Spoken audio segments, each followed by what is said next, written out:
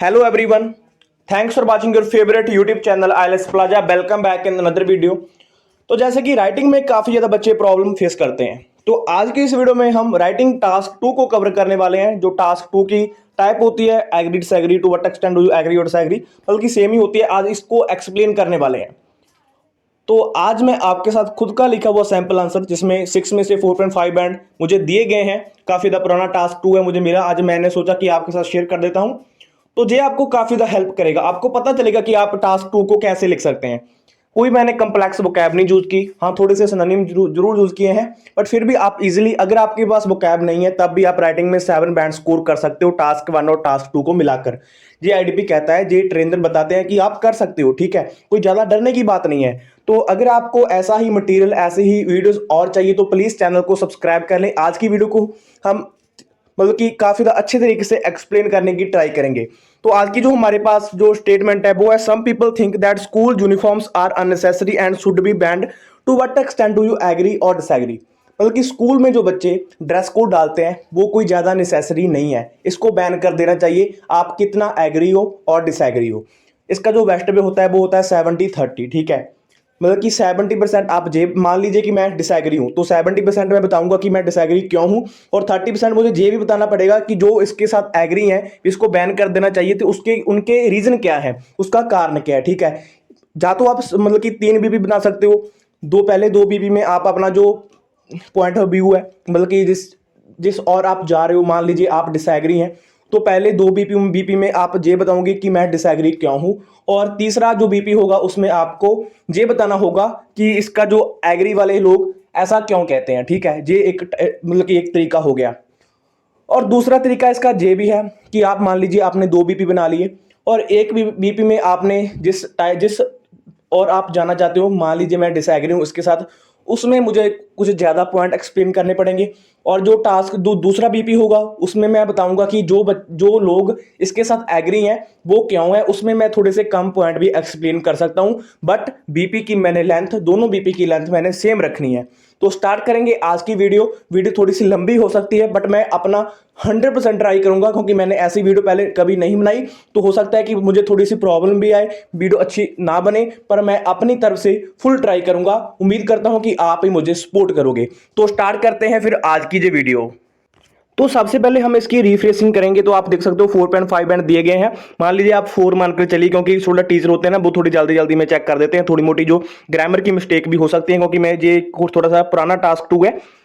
तो स्टार्ट करते हैं, पहले इसकी रिफ्रेशिंग करते हैं। रिफ्रेशिंग में मैंने लिखा है, the group of individual argue that dress code in education center is not imperative and it ought to be banned. I highly disagree with this notion and I will discuss my viewpoint in forthcoming paragraphs। मतलब कि मैंने कितनी simple तरीके से इसको refresh कर दिया। मैंने क्या, भी कुछ जो इंडिविजुअल का ग्रुप है वो ये सोचता है, वो आर्ग्यू करता है कि जो ड्रेस कोड होता है, उधर क्या बताया था उन्होंने, यूनिफॉर्म, मैंने जहां पर लिख दिया ड्रेस कोड। स्कूल को मैंने लिख दिया एजुकेशन सेंटर, ठीक है।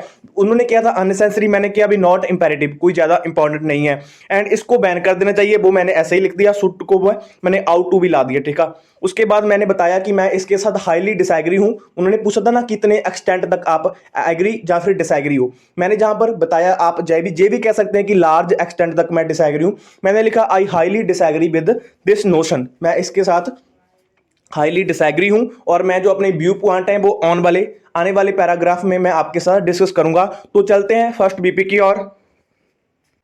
तो इस बीपी में मुझे थोड़ी सी मतलब कि एक गलती लगी, मुझे लगा कि जिस टाइप में जिस और मैं जा रहा हूं, क्योंकि मैं डिसएग्री हूं, तो मुझे डिसएग्री वाला जो पॉइंट था वो पहले एक्सप्लेन करना चाहिए था, जो डिसएग्री वाला बीपी था, बट मैंने उसको बाद में एक्सप्लेन किया है, ताकि मतलब कि अलग अलग ट्रेनर की मतलब कि ट्रेनर जो कहते हैं, कुछ कहते हैं कि आप ऐसा कर सकते हो, कुछ कहते हैं आप ऐसा कर सकते हो।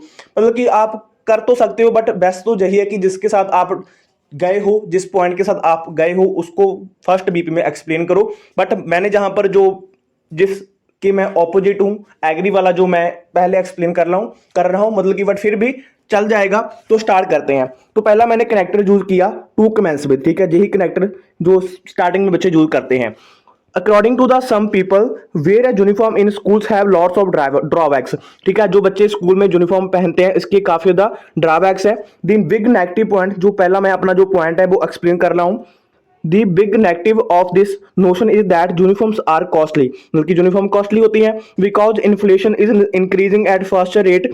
सम peoples who are from poor and middle class family they can not easily buy dress code. ठीक है, मतलब कि मैंने एक पॉइंट को बता भी दिया क्योंकि यूनिफॉर्म कॉस्टली है, और मैंने बता भी दिया क्योंकि इन्फ्लेशन जो महंगाई है वो काफी ज्यादा बढ़ रही है, और जो पुअर बच्चे हैं जो मिडिल क्लास फैमिली से आते हैं वो इजिली जो ड्रेस कोड को बाय नहीं कर सकते। ठीक है, आगे चलते हैं। मोर ओवर कनेक्टर यूज किया मैंने, आगा मतलब कि अगला पॉइंट मैंने एक्सप्लेन करना है।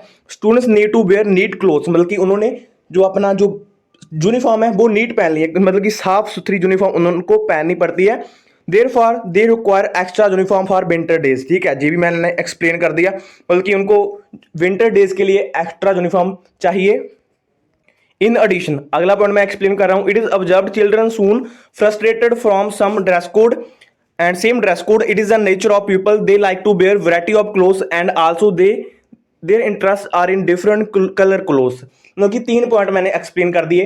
पहले कि वो कॉस्टली होती है, दूसरा उनको साफ सुथरी यूनिफॉर्म पहननी पड़ती है, और तीसरा होता है कि वो फ्रस्ट्रेट हो जाते हैं एक तरह के कपड़ों से।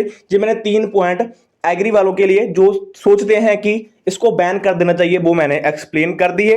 तो आगे चलते हैं, हम देखते हैं कि अब मेरा जो खुद का पॉइंट है, खुद का व्यू पॉइंट है कि मैं डिसएग्री क्यों हूं, वो मैं आपके साथ एक्सप्लेन करूंगा। तो फिर चलते हैं सेकंड बीपी की ओर, जिसके साथ मैं मतलब कि डिसएग्री हूं, मतलब कि जो मेरा व्यू पॉइंट है कि मैं अब बताऊंगा कि मैं डिसएग्री क्यों हूं, ऐसा क्यों नहीं करना चाहिए, यूनिफॉर्म को जो बैन क्यों नहीं करना चाहिए। ऑन द अदर हैंड मैंने कनेक्टर यूज किया, dress code in education centre has plethora of merits, मतलब कि इसकी मेरिट्स भी काफी ज्यादा हैं। जो फर्स्ट मेरिट मैं आपके साथ एक्सप्लेन करने वाला हूं, जो मैंने किया है, one of the best positive point is that if student wear same uniform school student do not have need to face discrimination, मतलब कि उनको कोई डिस्क्रिमिनेशन फेस नहीं करना पड़ेगा। जहां पर मैं मतलब कि लाइन थोड़ी सी मेरी गलत बनी हुई है, जो टीचर ने मेरी ट्रेनर ने गलती भी निकाली हुई है, मतलब कि इसका मतलब ये है कि अगर वो सेम यूनिफॉर्म पहनेंगे तो उनके साथ कोई डिस्क्रिमिनेशन नहीं होगा, क्योंकि on the basis of quality of cloth के बेसिस पर they have no need to wear branded and expensive cloth. जहां पर मैंने एक्सप्लेन कर दिया अपने फर्स्ट पॉइंट को। जहां पर मैं कहना क्या चाहता था, मतलब कि अगर बच्चे सेम कलर के कपड़े मतलब कि सेम यूनिफॉर्म पहनेंगे तो उनके साथ कोई डिस्क्रिमिनेशन नहीं होगा, क्योंकि स्कूल में मिडिल क्लास फैमिली के बच्चे ही पढ़ते होते हैं, पुअर के फैमिली पढ़ते हुए रिच पेरेंट्स के बच्चे भी पढ़ते होते हैं, तो उनके साथ कोई डिस्क्रिमिनेशन नहीं होगा। क्योंकि रिच बच्चे तो अगर यूनिफॉर्म नेसेसरी ना हुई तो वो काफी ज्यादा महंगे क्लोथ डालेंगे, बट पुअर बच्चे ऐसा नहीं कर पाएंगे। तो जब वो सेम यूनिफॉर्म पहनते हैं तो उनके साथ इस बेसिस पर कोई डिस्क्रिमिनेशन नहीं होगा। ये मैंने अच्छे तरीके से अपना जो पॉइंट है वो एक्सप्लेन कर दिया। अब मैं चलता हूं अपने सेकंड पॉइंट की ओर। तो अब मैं मोर ओवर के साथ अपना जो सेकंड पॉइंट एक्सप्लेन करने की ट्राई करूंगा। मैंने लिखा है students become more disciplined because they need to wear proper uniform. If children do not do this teacher will punish them. This is a best way to make children disciplined. ठीक है, तो ये मैंने अपना जो सेकंड पॉइंट एक्सप्लेन कर दिया, मतलब कि उनको अगर वो स्कूल में जाएंगे उनको प्रॉपर यूनिफॉर्म पहननी होगी, तो उसके साथ क्या होगा कि उनमें एक जो डिसिप्लिन की क्वालिटी होती है वो भी बिल्ड हो जाएगी स्कूल में। ये मैंने सेकंड पॉइंट एक्सप्लेन कर दिया। और मैंने अपना थर्ड पॉइंट एक्सप्लेन करने के लिए आल्सो लगाया, students looks more attractive because they wear same dress code. जी मतलब कि एक लाइन में मैंने एक्सप्लेन कर दिया, क्योंकि मैंने अपनी जो लेंथ का भी ख्याल रखना था।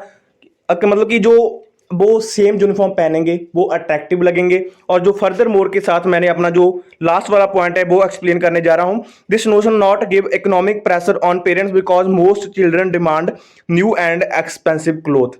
मतलब कि अगर सेम यूनिफॉर्म स्कूल में पहननी मतलब कि जरूरी होगी, बच्चे सेम यूनिफॉर्म पहनेंगे, तो उसके साथ क्या होगा कि बच्चों के पेरेंट्स पर कोई इकोनॉमिक प्रेशर नहीं आएगा। क्योंकि अगर यूनिफॉर्म कोई ना नेसेसरी हुई तो वो नए नए कपड़ों की नए नए क्लोथ्स की डिमांड करेंगे, इसके साथ उनके पेरेंट्स पर इकोनॉमिक प्रेशर आएगा। मतलब कि बीबी फर्स्ट में मैंने 3 पॉइंट एक्सप्लेन किए, सेकंड बीपी में मैंने आपके साथ अपने जो 4 पॉइंट एक्सप्लेन किए। हो सकता है कि आप पहले बीपी में 2 भी कर सकते थे, तो मुझे लगा कि मेरी लेंथ कवर नहीं हो रही, इसके लिए मैंने एक पॉइंट और कवर कर दिया, जहां फिर मैं एग्जाम्पल भी दे सकता था। ठीक है, तो 3 पहले बीपी में हो गए, 4 इसमें हो गए, अप्रोक्सीमेट मेरा पूरा हो गया। तो आगे चलते हैं हम कंक्लूजन की ओर। तो कंक्लूजन आपका क्या निकलेगा, तो मैंने कंक्लूजन के लिए जो अपना कनेक्टर यूज किया, in conclusion although uniform system has some drawbacks but its positive points are overlapping to its negative points, it is very beneficial for children's future. मतलब कि यूनिफॉर्म सिस्टम के साथ इसके मान लीजिए काफ़ी ज़्यादा ड्रॉबैक्स हैं, मतलब कि कुछ बच्चों को ये कॉस्टली लगती है, उनको वो फ्रस्ट्रेट हो जाते हैं। और जो भी आप जहाँ पर लिख भी सकते थे, मैंने नहीं लिखा क्योंकि मुझे तब इतनी ज़्यादा नॉलेज नहीं थी, बट इसके जो पॉजिटिव पॉइंट हैं वो इसके ड्रॉबैक्स को ओवरलैप कर रहे हैं और ये बच्चों के फ्यूचर के लिए बेनिफिशियल है। ये सिंपल सा टास्क 2 4 मान के चलिए 4 बैंड का तो है, मतलब कि 4 बैंड आपके इसमें आ जाएंगे और आपके 2 बैंड आपके 2 and 5 आपके अगर आगे आपके टास्क 1 में, तो आपका जो इजिली आप जो स्कोर अपने ले सकते हो डिजायर्ड बैंड स्कोर।